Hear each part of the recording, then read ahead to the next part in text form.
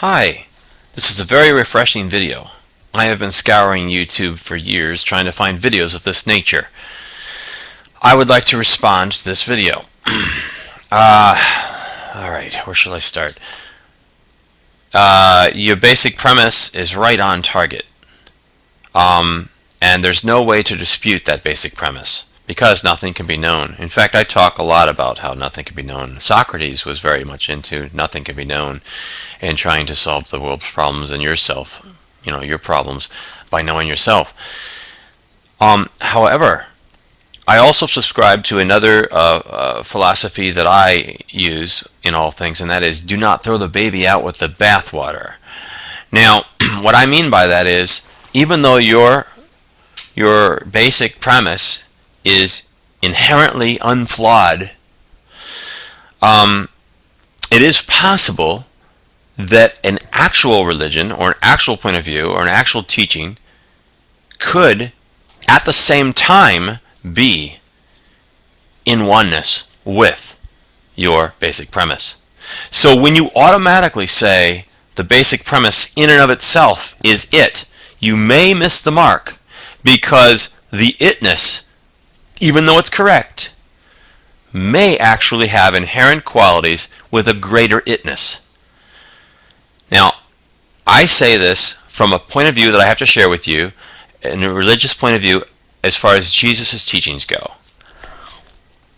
Most people that I talk to regarding Jesus' teachings they use it in a self-serving way. They use it in a madness way. They use it in a way where it doesn't make sense. The logic of it is taken away, and you're left with something that is just really self-serving and manipulative. However, this is just people's way of presenting it and understanding it, and their flawed mind comes to it and misses the basic premise that is the same basic premise that you've shared. Now, my point here is it not possible that the basic premise that you shared is contained within Christianity when properly executed, and perhaps not contained within some of the other world religions? If it is possible that your entire premise fits within inside the housing of Christianity, and there's nothing else within Christianity that would take away from your basic premise, which is truth, then how could we throw out the baby with the bathwater and say, then it's not about Christianity at all? Now, I can't speak as intelligently about the other religions, but if I had studied those, I would have to look at them, and I would have to look at every single one of them, and I have to say, okay, there's nothing in here that contradicts your basic premise. And then I would be making the same video about those other religions. But I'm not making the other video about those other religions because I'm not qualified to. I'm making this video about the Christian religion. In the essence of the truest form of what Jesus taught, there is nothing within what he taught that contradicts your basic premise.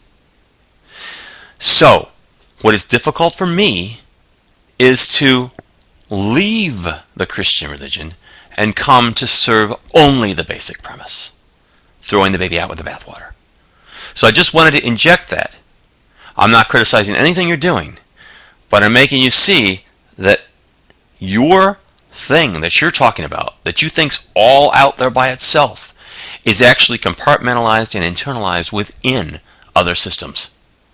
As long as you can't prove that the trueness of the other system negates your basic premise.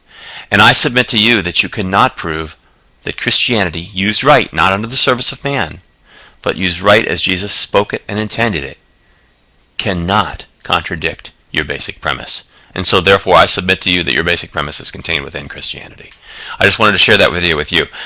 I will keep in touch because you've really hit on some things here that are very much in touch with the things that I'm actually trying to say. You're saying it with a different slant. You're saying with a slant like this is the entirety, and I'm saying yes, but it's inside the entirety of another thing.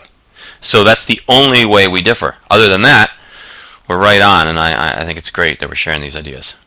So I'll try to post this as a response. Thank you.